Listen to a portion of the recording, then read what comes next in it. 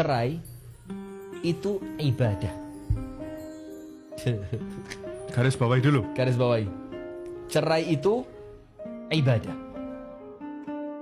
Loh Ustaz, bagaimana? Bukankah disebutkan dalam hadis abghadul halali indallahi at-talaq? Perbuatan halal yang paling Allah benci adalah perceraian. Begini.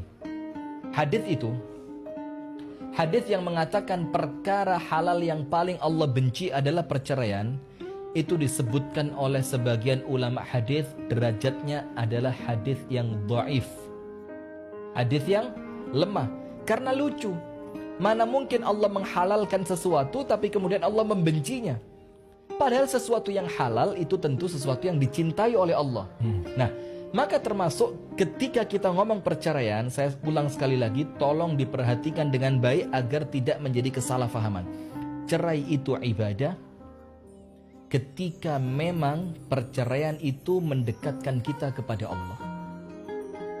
Caranya dijalankan sesuai apa yang diajarkan oleh Allah. Nomor satu, cerai itu ibadah kapan? Ketika dengan bercerai Anda semakin dekat kepada Allah.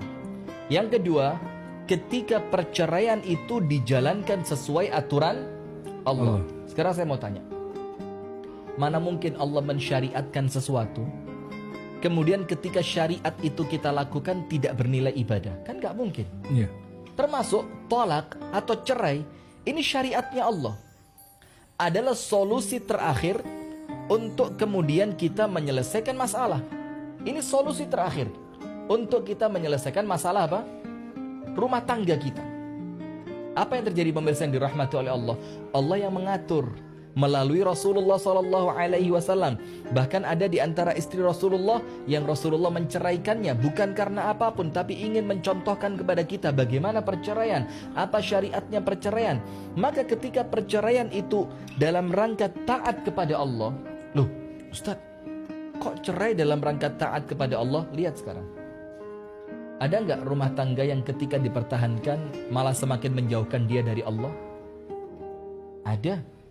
Ketika suaminya bukan suami yang baik, ketika suaminya bukan suami yang taat kepada Allah, ketika suaminya yang menjadikan rumah tangga itu semakin jauh dari Allah, suaminya tidak sholat, atau istrinya tidak mau menutup aurat, atau istrinya senantiasa tidak mau diarahkan untuk taat kepada Allah dan Rasulnya, atau si suami yang senantiasa jauh dari Allah, maka ketika itu memang betul-betul tidak bisa lagi diperbaiki. Allah kasih solusi. Apa solusinya? Perceraian.